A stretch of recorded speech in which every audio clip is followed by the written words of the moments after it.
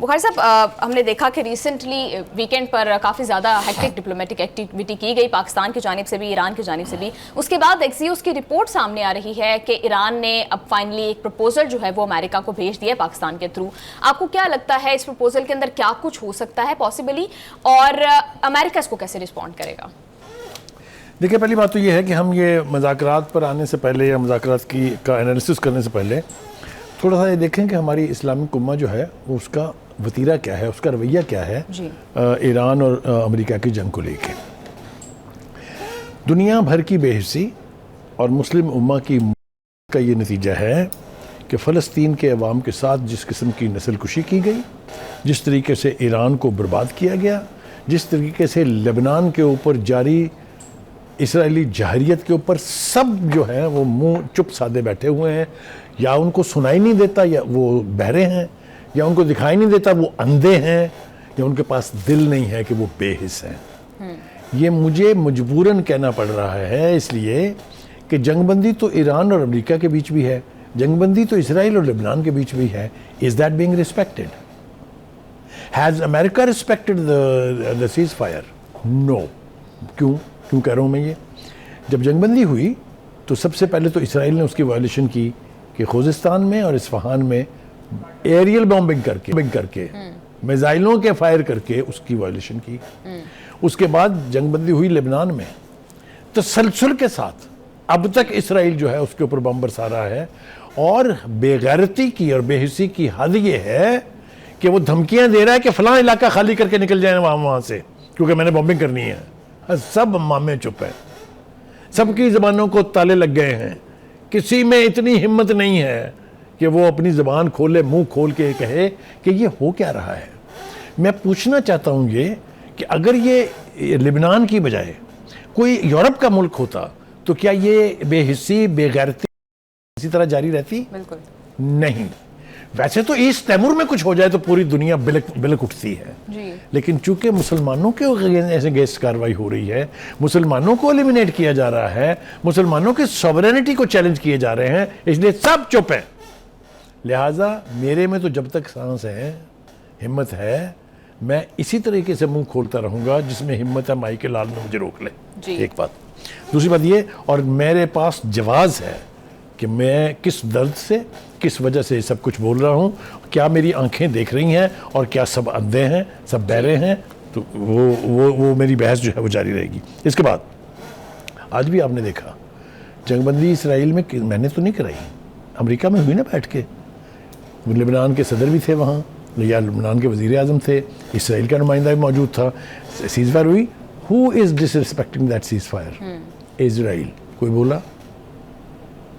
ये है वो रवैया, ये है वो वतीरा जिसकी खातिर हम तमाम मुसलमान ममालिक वसाइल के होते हुए, बेपना मैन पावर के होते हुए, हम आज भी तुफैली रियासतें हैं, हम आज भी गुलाम हैं, चाहे वो अमेरिका है चाहे वो वेस्ट है। बिल्कुल सेकंड योर पॉइंट, और मुझे लगता है कि इन तमाम मुस्लिम रियासतों को शायद पाकिस्तान से ही कुछ सीख लेना चाहिए, जिस तरह का किरदार पाकिस्तान अदा कर रहा है। एटलीस्ट न्यूट्रल हैं, एटलीस्ट सही को सही और गलत को गलत कह रहे हैं। क्या क़यामत पाकिस्तान? देखिए, हम अब पाकिस्तान की बहुत तारीफ कर चुके हैं।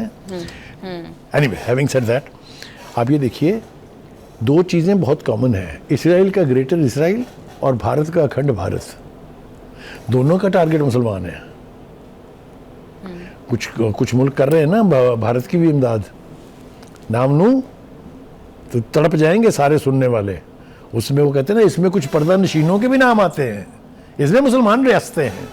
एक मुसलमान रियासत तो इस हद तक गिर गई कि उसने अमेरिका से कहा कि ईरान को तबाह किए बगैर जंग बंद मत कीजिएगा। लो नाम, ये समझ आ गई आपको जी। तो कहने का मतलब ये है कि ये है रवैये। फिर आप कहते हैं कि आपके यहाँ आपको तहफ़्फ़ुज़ दिया जाए, फिर आप कहते हैं कि अमेरिका बहादुर हमारा सब कुछ देख लेगा। क्या देखा अमेरिका ने? अमेरिका ने जिस तरह इन खलीजी रियासतों को लावारिस छोड़ा है और अपने अड्डों को इस्तेमाल करके उनकी बैंड बजवाई है, इसका कोई हिसाब मांगेगा कभी कि नहीं मांगेगा? या जब ये रियासतों के ऊपर मुसल्लत हुक्मरान ख़त्म होंगे, अवामी राज आएगा, तब सवाल उठेंगे। तो मैं ये चिल्ला इसलिए रहा हूँ कि अभी टाइम है, अपने अवाम की उमंगों को समझ के अपने रवैये में तब्दीली लाइए। इसराइल को मत पनपने दीजिए। वो दुनिया इधर से उधर हो जाए, वो मुसलमानों का दोस्त नहीं हो सकता। अगर ईरान की रेजिस्टेंस खत्म हो गई तो क्या होगा? इन रियासतों को तफैली बन के रहना पड़ेगा, अमेरिका का नहीं, इसराइल का। आप ये मेरी बात जो है पहुंचने दें लोगों तक। मैं आपको वो बता रहा हूं जो मंजरनामा मैं देख रहा हूं। तो इसलिए उन्हें चाहिए ये कि अपने वक्ती मफादात छोड़ें, लॉन्ग टर्म अपने तहफ़्फ़ुज़ के लिए सही इकदाम करें। This is about the time. ये अगर हाथ से निकल गया तो कितनी बड़ी तबाही होगी आपको कोई इसका अंदाज़ा नहीं है। क्योंकि इनकी खामोशी ट्रंप और नेतन्याहू के उस घिनौने मिशन की कामयाबी की चाबी है। अगर ये आवाज़ें जो उठनी चाहिए, रेजिस्टेंस आनी चाहिए, अगर नहीं आएगी तो उनका मिशन आसानी से पूरा हो जाएगा। फिर मैं पूछूंगा अगर जिंदा रहा उस वक्त तक तो अब बताएं क्या भाव बिकती है। एनीवे, हैविंग सेड दैट, दूसरी बात यह है कि आप ये देखिए, ना तो international criminal court of justice मेरी थी ना आपकी थी। किसने बनाई थी? वो वेस्ट ने और अमेरिका ने मिलकर। अमेरिका बहादुर तो बेगैरती की वो मंजिलें क्रॉस कर गए कि उसके फैसले को भी एक तरफ रख दिया, उल्टी पाबंदी लगा दी उनके ऊपर कि ये जो जजेस हैं जिन्होंने फैसला किया ये अमेरिका नहीं आ सकते। आपने देखा ना ये? Is that justice? Is that America's justice system? Should we endorse this और should we raise our voice against it? कोई बोला तो कहने का मतलब ये है कि इस किस्म की बेहिसी से वही होगा जो हो रहा है। मुसलमानों की गत इसी तरह से बनती रहेगी जिस तरह से बन रही है। अब ले दे के अल्लाह ताला उनकी हिम्मत जो है वो जारी रखे। ईरान ने फैसला किया कि no, we will stand. Now I am coming back to your question. जी ठीक है जी। जी बुखारी साहब ठीक कह रहे हैं। बुखारी साहब, अभी एक्सियोस ये रिपोर्ट कर रहा है कि ईरान ने एक प्रपोजल जो है वो पाकिस्तान के through after this diplomatic activity वो अमेरिका को भेजा है। और हमने देखा था डोनाल्ड ट्रंप ने कहा था कि अपना एक प्रपोजल आप बना लें, वो हमें भेज दें, फिर उसके ऊपर बात हो जाएगी। तो क्या ईरान गिव एंड टेक किस चीज़ के ऊपर करने के लिए तैयार हो सकता है? इस प्रपोजल के अंदर ईरान क्या दे सकता है अमेरिका को? Very good question. लेकिन एक बात मैं आपको वसूख से कह रहा हूँ कि जिस ईरानियन रेवोल्यूशन को, जिस ईरानियन कौम को मैं जानता हूँ, वो अपने बुनियादी पॉइंट से नहीं हटेगी। देखें हो क्या रहा था। पहले ज़रा आप ये मंजर देखें कि ये इस प्रपोजल से पहले सूरत हाल क्या थी। सूरत हाल ये थी कि ट्रंप धमकियों की आवाज़ में, ज़बान में बात कर रहा था जी। एक के बाद ताज़ा धमकी, एक के बाद फोर्स के इस्तेमाल की धमकी, एक के बाद ये कि हम हत्ता के यहाँ तक गिर गए कि कहा ईरानियन सिविलाइजेशन को मिटा दूंगा। हाँ जी। उसके ऊपर पूरी दुनिया में जो उनके ऊपर तनकीद हुई आपके सामने, बाद में उन्हें एक्सप्लेनेशन भी देनी पड़ी। ठीक है, फिर एक बयान दे के एक दिन में 3 मरतबा उससे पीछे हटते हैं। हाँ जी। लिहाजा ईरानियन का सबसे बड़ा सवाल ये था कि we can not trust Trump, कि ये जो भी मुआहिदा होगा उसके ऊपर कायम रहेंगे, क्योंकि 3 मरतबा पहले तजर्बा हो चुका है। लिहाजा उनके पास ये जवाब वैलिड है कि how can we trust unless this and this happens. अब क्या हो रहा है? जो तजवीज़ गई है वो पाकिस्तान की वसातत से पहुंची है वहाँ जी, क्योंकि पाकिस्तान इसमें जो है वो एक्ट कर रहा है एज ए सहूलतकार कह लें, सालस कह लें, पीस मेकर कह लें, जो मर्जी नाम दे लें, बट ये हमारे लिए बहुत बड़े ऑनर की बात है कि इतने बड़े कॉन्फ्लिक्ट में Pakistan is being recognised as a peace maker. ठीक हो गया जी। उसमें वो ये कह रहे हैं कि 2 बातें हमारी प्री कंडीशंस हैं। एक तो ये कि अगर आप हॉर्मस की नाकाबंदी बंद नहीं करेंगे और न्यूक्लियर के इशू का पीछा नहीं छोड़ेंगे तो आपसे बात आगे नहीं बढ़ सकती। ठीक है। अब आप देखिए मंजरनामा हम कई दफ़ा बयान कर चुके हैं कि भाई ट्रंप, ये आबनाए हुर्मस तो खुली थी, ये तो आपने जंग मुसरत करके बंद कराई। फिर आपने जब चैं की तो ईरान राजी हो गया कि चलिए खोल देते हैं। जब ईरान राजी हुआ तो आपने नाकाबंदी कर दी। आप मुझे बताएं, ऐसे फर्द के साथ, ऐसे लीडर के साथ आप करेंगे समझौता जिसके बारे में ये पता ना हो कि कल सुबह मुकर जाएगा उससे? आगे चलिए, देखिए गुजारिश ये है कि ईरान का मौक़िफ़ जो है, अब उन्होंने फैसला ये किया है कि हम अपने मौक़िफ़ की पजीराई के लिए दुनिया की दीगर क़ुव्वतों से राब्ते करेंगे। इसलिए अचानक हमारे आर्मी चीफ की परसुएशन पर उन्होंने दौरा किया पाकिस्तान का, वो आ गए अचानक। जो मैसेज ट्रंप ने यूं लिया कि शायद हमने जो धमकियां शमकियां दी हैं उसके नतीजे में भाई पहुंच गए, तो जब ईरानियन को ये एहसास हुआ कि ये तासुर जा रहा है, तो पीछे से वजारत खारजा ने ऐलान किया कि ये तो पाकिस्तान गए हैं सिर्फ बायलैटरल टॉक्स के लिए, इसका कोई ताल्लुक नहीं है जंग वंग से जी। उसके बाद वो यहाँ से तशरीफ़ ले गए ओमान। अब ओमान जाना जो है उसकी थोड़ी सी वजाहत करना बहुत ज़रूरी है। ओमान एंड ईरान आबनाए हुर्मस में ये दो मेन स्टेक होल्डर हैं, बिकॉज वो 21-22 किलोमीटर की जो पट्टी है वो इनकी मुश्तरका ओनरशिप है। एक किनारे पे ओमान है, दूसरे किनारे पे ईरान है, इसलिए ईरान के साथ उनका इंटरेक्शन जो है वो हमारी समझ में आता है।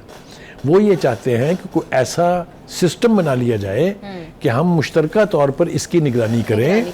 टोल वॉल का मामला जो है that can be sorted out later. Toll लेना है नहीं लेना है, दोस्त मुस्लिम ममालिक से लेना है कि नहीं लेना है, क्या सिर्फ वेस्टर्न कंट्री से लेना है, वगैरह वगैरह, ये सारी निटी एंड ग्रिटीज़ हैं। पर बुनियादी तौर पर ईरान के इस दौरे का मकसद ये था कि हमारी ownership on this belt establish हो जाए। ठीक है जी। उसके बाद वो गए रशिया। ना रशिया और चीन के बारे में बहुत सारी रिजर्वेशन है लोगों में, मेरी अपनी रिजर्वेशन भी है जी। मैं समझता हूँ कि इतने बड़े इंटरनेशनल कॉन्फ्लिक्ट में उनका सिर्फ बयानात जारी करना और अमेरिका की इस खुली दहशतगर्दी को ना रोकना जो है उस पर सवालिया निशान है। मेरे दिल में भी सवालिया निशान है, क्योंकि जब तक उनके अपने मुफाद पर जद नहीं पड़ी है उस वक्त तक चाइना नहीं बोला है। वो उनकी इंटरनेशनल फुटेज से मदद कर रहे हैं, वो उनको रडार सिस्टम दे रहे हैं, ये सारी बातें ग्रास रूट लेवल के ऊपर एक आम आदमी को समझ में नहीं आती हैं। हाँ जी। ठीक है जी। लिहाजा रशिया वो गए हैं इसलिए कि रशिया अब अपना रोल अदा करे, इस कॉन्फ्लिक्ट में आए। और मैं आपको बता रहा हूँ, लेट हिम कम बैक। उनकी ज़बानी या रशिया की ज़बानी, आपको कुछ ना कुछ पता ज़रूर चलेगा, मैं आपको एडवांस बता रहा हूँ। बिल्कुल। और अब प्यूटिन से भी उनकी मुलाकात नहीं है। बुखारी साहब सॉरी, उस टाइम आप जब बात कर रहे थे तो देयर वाज एन अपडेट, तो मैं उसको नोट डाउन करी थी। बुखारी साहब, अब्बास अराक्ची साहब का भी रिसेंट बयान सामने आया है। वो कह रहे हैं कि मुज़ाकरात की पेशकश डोनाल्ड ट्रंप की जानिब से की गई है क्योंकि वो अब तक अपने जंग में मकासद जो है वो हासिल नहीं कर सके, और वो कह रहे हैं कि ट्रंप की ये जो पेशकश है इस पर ईरान गौर कर रहा है। देखें, ये ना इससे दो चीज़ें वाज़ेह हो जाती हैं।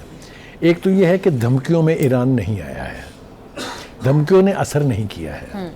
अल्टीमेटली जो प्रेसिडेंट ट्रंप का बयान है, जो इससे पहले का, ये तो अपडेट है ना जी, कि हम तो तैयार हैं, आप हमें फ़ोन कर सकते हैं, हम तो हर वक्त अवेलेबल हैं। ये वही ट्रंप है ना जो ईरानियन लीडरशिप से बात करने के लिए तैयार नहीं थे।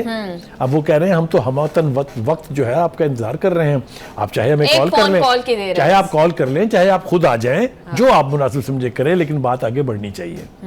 उसके ऊपर रद्द-ए-अमल देते हुए इराक़ी का स्टेटमेंट है कि अब ये ऑफर जो है ये प्रेसिडेंट ट्रंप की तरफ से है ना, ऑफर जिसमें कोई कंडीशन ही नहीं है। पहले तो वो कहते थे ये करो ये करो ये करो, अगर ये ना किया तो आपकी तो मैं बैंड बजा दूंगा। तो अब भाई की अपनी बैंड बज रही है, इसलिए उन्होंने ये ऑफर किया। और इराक़ी का इसके ऊपर स्टेटमेंट बिल्कुल परफेक्टली राइट है, बिल्कुल सही है। आपको लगता है कि डोनाल्ड ट्रंप ने ही पेशकश की है मुज़ाकरात? मैंने आपको उसका बयान बताया भाई। हाँ। ये उसका बयान है कि आप हमें फ़ोन कर लें, आप हमारे पास आ जाएं, हम तो मुंतज़िर हैं और जंगबंदी कायम रहेगी जब तक आप अपना कोई फैसला नहीं करेंगे। तो ये ऑफर नहीं है तो और क्या है? बिल्कुल बुखारी साहब, कुछ बारीकियां भी हैं उनके बयान के अंदर। वो ये भी कहते हैं कि उनकी सुई जो अटकी है वो ईरान के जौहरी मामले के ऊपर अटकी है, और वो कह रहे हैं कि ईरान जौहरी हथियार हासिल नहीं कर सकता। और एक और जो चीज़ मुझे उनके बयान के अंदर थोड़ी सी प्रॉब्लमेटिक लग रही है, वो ये कह रहे हैं कि ईरान के पास ऑयल इंफ्रास्ट्रक्चर की तबाही से कबल 3 दिन बाकी रह गए हैं। ये क्या एक नई डेडलाइन दे दी है? ये मैंने कहा ना कि ये धमकियां देना उनकी चूंकि आदत है, और ये पहली दफ़ा नहीं है। मैं आपको 20 धमकियाँ उनकी जो है वो सुनवा सकता हूँ। आपको याद है मैंने आपको एक वाक़या सुनाया था, तू मैंने छेड़ेगा कहा था ना? जी बिल्कुल याद है। तो कहने का मतलब ये है कि ईरान बार बार, आज नहीं, पिछले 47 वर्ष से कह रहा है हम न्यूक्लियर बम बनाना नहीं चाहते। उसकी टॉप टीयर लीडरशिप ने कहा ये हमारे नज़दीक हराम है। फतवा आयतुल्लाह ख़ामेनी का मौजूद है, वापस नहीं हुआ है अभी तक। अब आप वो मुझे बताएं, आपको समझ आती है तो मैंने छेड़ेगा? जी बिल्कुल आती है। ईरान बार बार कह चुका है वी शुड ट्रस्ट, क्योंकि अगर उन्होंने बनाना होता, जैसा खुद ट्रंप कह रहा है, मैं नहीं कह रहा हूं कि ये तो एक हफ्ता दूर थे, तो एक हफ्ते से पहले तो 47 साल थे ना, बना लेते ना वो। या आपने उनके खिलाफ जंग की है, अगर उन्हें बनाना होता तो धमाका कर लेते ना। मैंने तो मशवरा दिया था कर लेना चाहिए, मैं तो अभी कहता हूं कर लेना चाहिए। मतलब ये बताइए मुझे, किसी के बाप के पास ये इख्तियार है कि न्यूक्लियर बम सिर्फ आपके पास होगा? और दूसरी बात, जिस पर सारों की फिर मैं लाठीचार्ज करने लगा हूँ, हाँ मुझे इसकी इजाज़त दें, सारी मुस्लिम उम्मा को ये पता है कि इसराइल के पास न्यूक्लियर बम है। आप मुझे याद करके बताएं, चैलेंज करता हूं मैं आपके प्रोड्यूसर को भी जो बैठा है पीछे पैनल पे, एक किसी मुसलमान मुल्क ने इसके हवाले से बयान दिया हो। तो ये क्या है? Why should Iran be dictated? हाँ, मैं ये मशवरा दूंगा ईरान को कि वो कहेंगे यस, हम ये न्यूक्लियर के 400 केजीज आपको नहीं किसी भी थर्ड वर्ल्ड कंट्री को देने के लिए तैयार है। इसराइल से भी कहें कि वो अपने बम वहां रखवा दे। ये क्यों नहीं होना चाहिए? ये क्यों अब तक नहीं हुआ? मुझे इसके ऊपर हैरत है। वो अगर एनपीटी का सिग्नेटरी नहीं है तो इसका मतलब यह है कि वो आज़ाद है, जो मर्जी करे। तो आप फोर्स नहीं कर रहे ईरान को कि वो भी निकल जाए एनपीटी से। और मैंने तो ऐसी आवाज़ें सुनी भी थी ईरान में से कि इस एनपीटी का हमें फ़ायदा बताइए क्या हुआ। इसके बावजूद हम पर हमला हुआ, एक दफ़ा नहीं 2 दफ़ा हुआ। तो कहने का मतलब ये है कि ये जो सारी बातें हैं, उसका पस मंज़र आप याद रखें। इसका पस मंज़र ईरान को एलिमिनेट करना है, because that's the only country which has resisted and which has the potential to future also. उसका खात्मा है, उसके लिए सारा जाल फैलाया जा रहा है जिसमें ईरान ने आने से इनकार कर दिया है। बिल्कुल, बहुत से लोगों को नाराज किया उन्होंने, मैं नाम लेना नहीं चाहता हूँ, अभी समझ रही हैं आपकी मुस्कुराहट बता रही है। बिल्कुल बिल्कुल बुखारी साहब, लेकिन वो नाराजगी मोल लेके बाद में माफी मांगने के लिए तैयार है, लेकिन अपना न्यूक्लियर प्रोग्राम जो है वो इस तरह से ट्रंप और नेतन्याहू के सबूत नहीं करेंगे। बिल्कुल बुखारी साहब, और बहुत देर से प्रोग्राम जब से हम कर रहे हैं इस जंग से रिलेटेड, आप तब से कह रहे थे कि जो अमेरिका के अंदर ट्रंप के खिलाफ आवाज़ें खड़ी हो रही हैं, ट्रंप को उस पर ध्यान देना चाहिए, और डोनाल्ड ट्रंप ने ऐसा नहीं किया। और फिर अभी हमने रिसेंटली ऐसे कुछ वाकयात देखे हैं जो इसी तरफ इशारा करते हैं।